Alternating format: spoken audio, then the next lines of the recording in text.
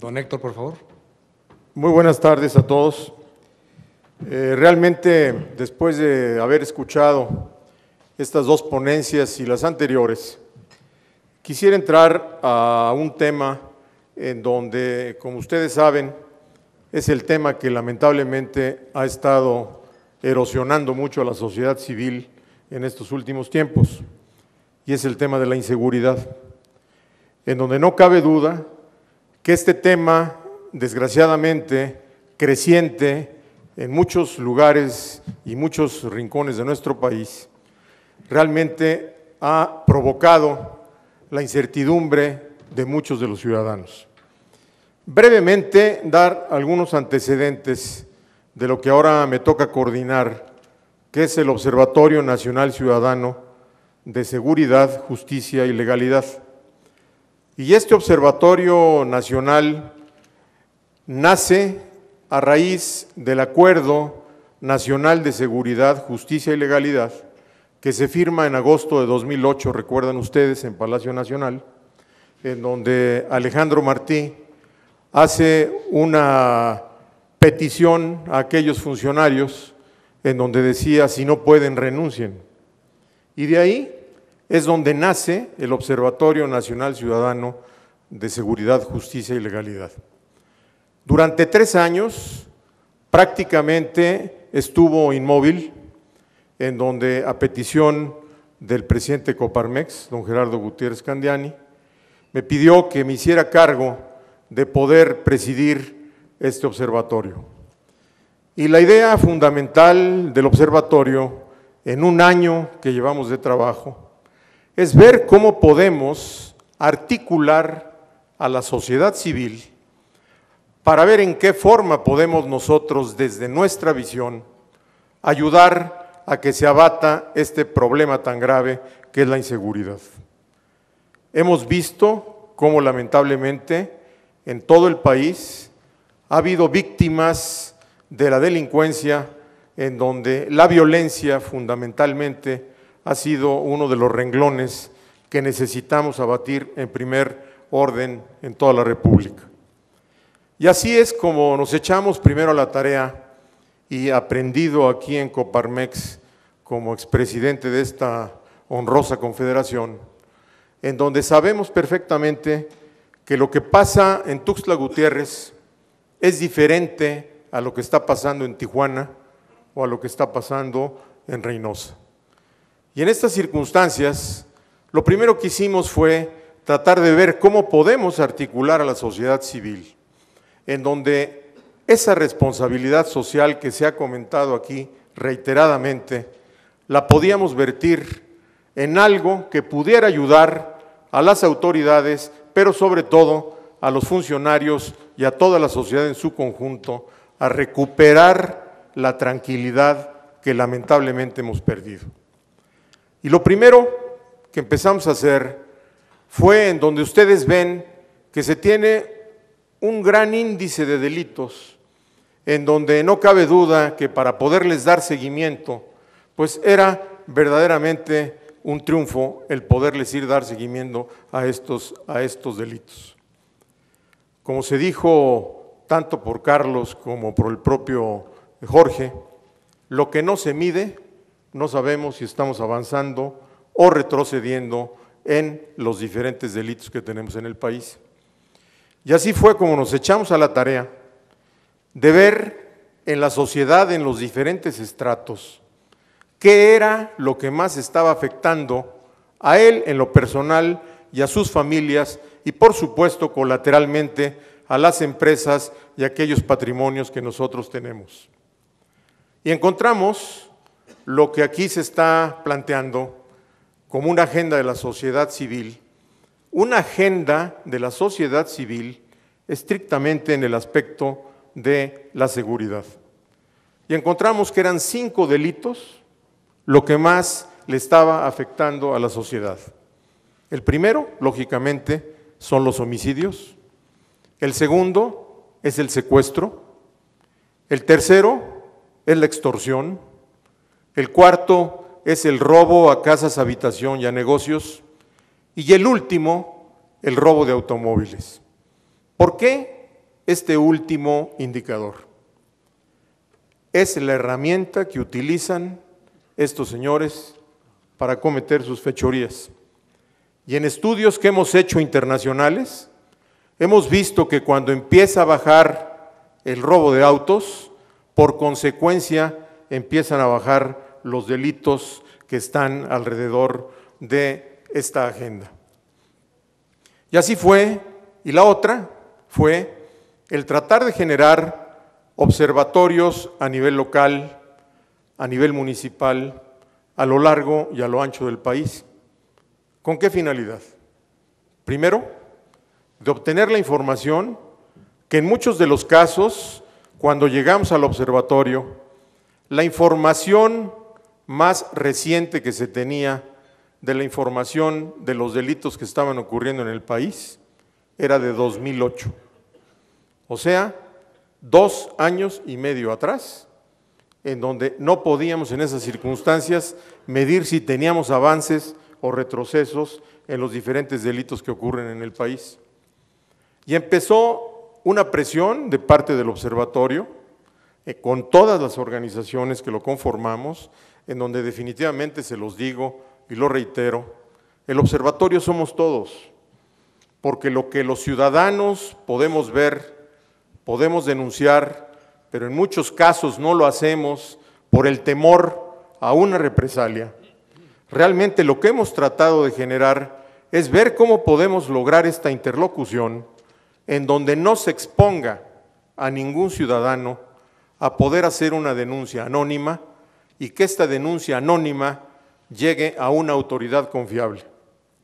Y ahí fue donde empezamos a insistir en la importancia que tenía limpiar el primer renglón que nos ha generado la corrupción y la impunidad en este país, que eran nuestros cuerpos policíacos, en donde lamentablemente estos cuerpos policíacos, en muchos de los casos, han sido comprados por la propia delincuencia.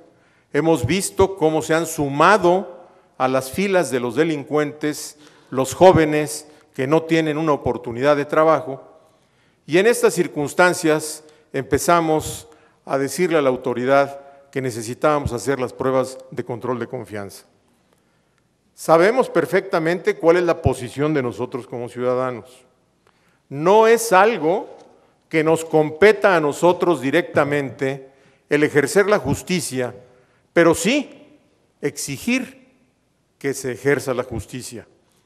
Y en estas circunstancias empezamos a generar los observatorios a nivel local con la finalidad de ir profesionalizando la información en dos sentidos, en la información que se tuviera a nivel local hacia el nivel nacional y de la información de nivel nacional hacia la localidad. Así es como en este momento tenemos ya, y en muchos de los casos con la ayuda de Coparmex, prácticamente instituidos 17 observatorios y 10 más en vías de poderse ya formalizar en toda la República. ¿Cuál es la idea de estos observatorios? Primero, y algo que yo omití, le dije a Gerardo, mira, yo puedo tomar esto no como una presidencia, tratemos de ver cómo articulamos ese gran músculo que somos los ciudadanos de este país. Muchas de las organizaciones, todas las organizaciones de la sociedad civil, están poniendo su mejor esfuerzo para que realmente recuperemos la tranquilidad que hemos perdido en el país.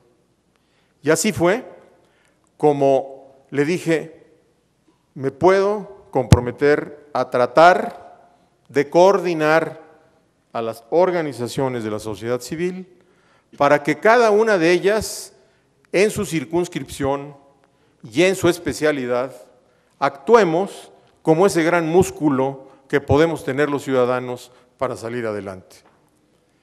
Y aquí va todo este fenómeno que se ha tratado esta tarde, de la importancia que tiene la participación de nosotros. Y yo quisiera, en medio de este comentario, hacer o que nos hiciéramos una reflexión todos nosotros. ¿Qué hemos hecho mal como sociedad, como ciudadanos, para poder estar en la situación de inseguridad que estamos viviendo?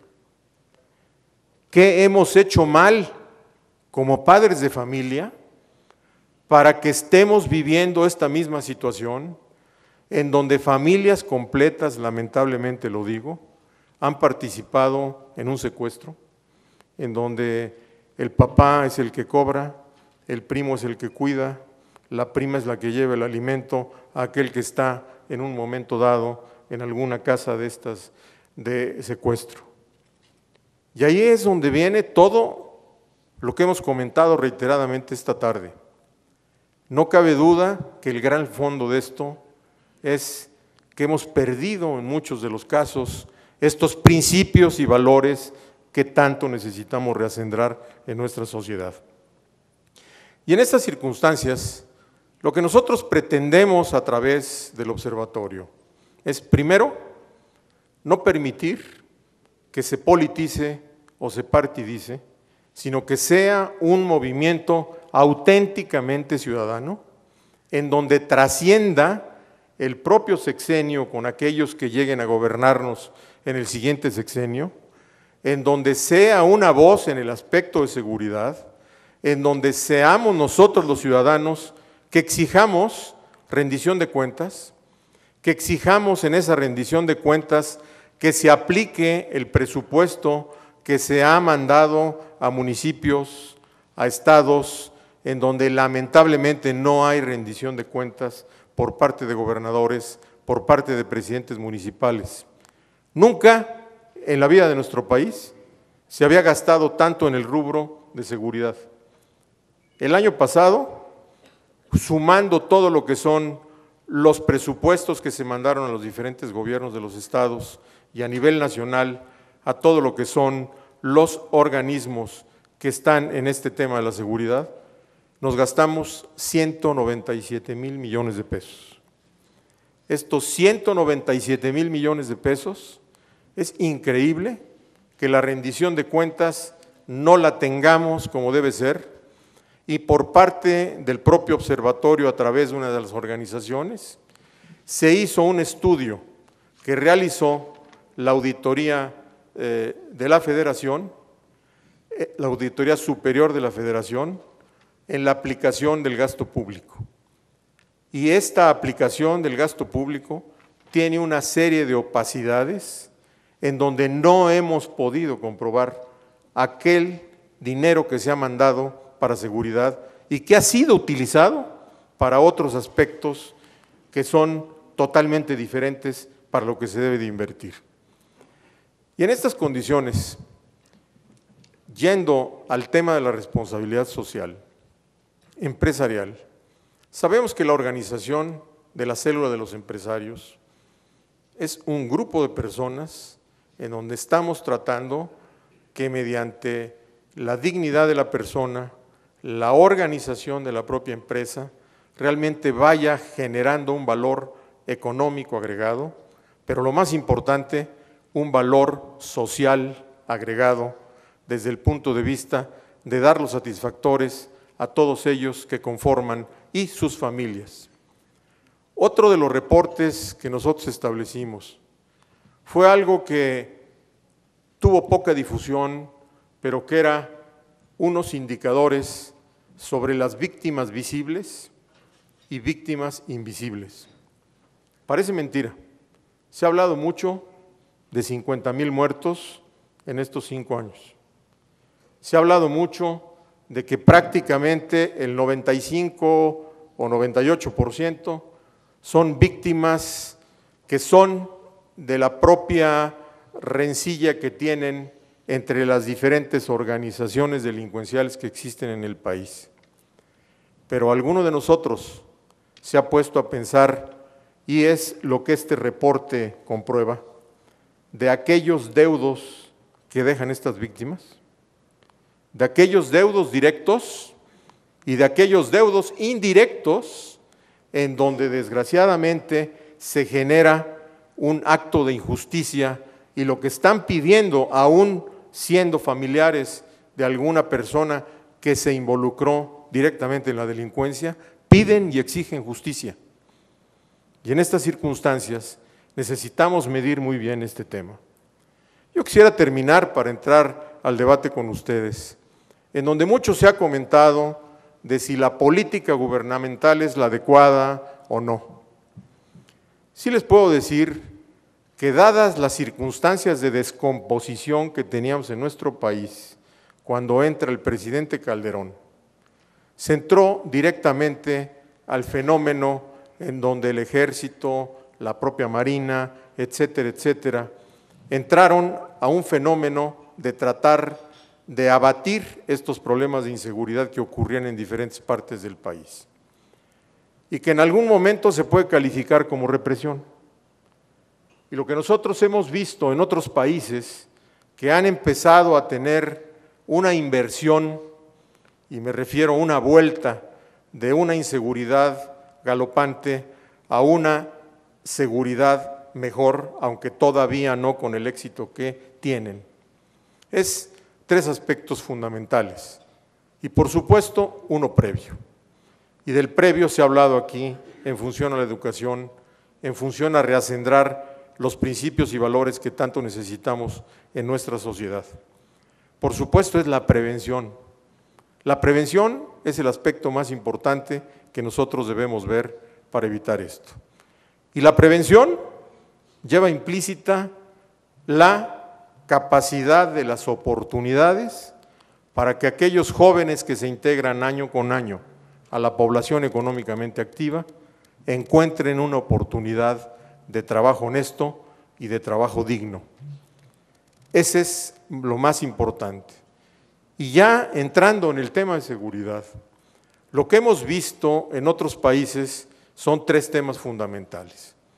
El primero es entrar a la inteligencia, en donde el grupo de inteligencia realmente pueda, en alguna forma, identificar aquellos grupos y actuar, por supuesto. El segundo elemento es el tema de la disuasión, en donde hemos visto cómo el Distrito Federal, en cierta forma, se han ido abatiendo, lo que les comentaba hace un momento, el abatimiento del robo de autos, en donde hemos visto que esto también, aunque es un conglomerado de ciudadanos mucho mayor que los que ocurren en otras partes del país, pero la medición del indicador es por cada 100,000 habitantes. Y en estas circunstancias, más o menos, se logra tener generalizado un indicador.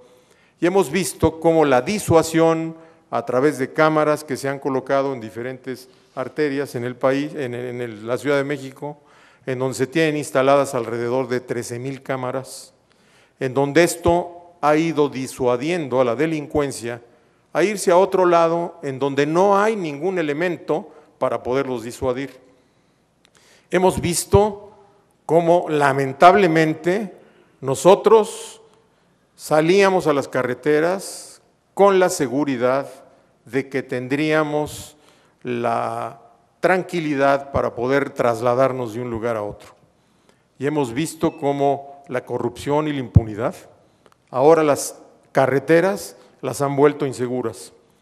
¿Que no se puede poner dispositivos disuasivos en donde si se tiene un tramo perfectamente definido de una inseguridad de asaltos, de retenes que hacen, etcétera, etcétera, estos delincuentes, ahí se puede meter un elemento disuasivo en donde no todos aquellos que estén participando, como en algunos casos, en complicidad con la delincuencia, disuadir precisamente a que ocurran este tipo de delitos. Y nos hemos echado a cuestas el ver cómo podemos recuperar lo que nosotros llamamos carreteras seguras. Y el último tema es el de la represión. Una vez que la inteligencia trabaja, una vez que la disuasión trabaja, la represión es el castigo a aquellos delincuentes en diferentes partes del país.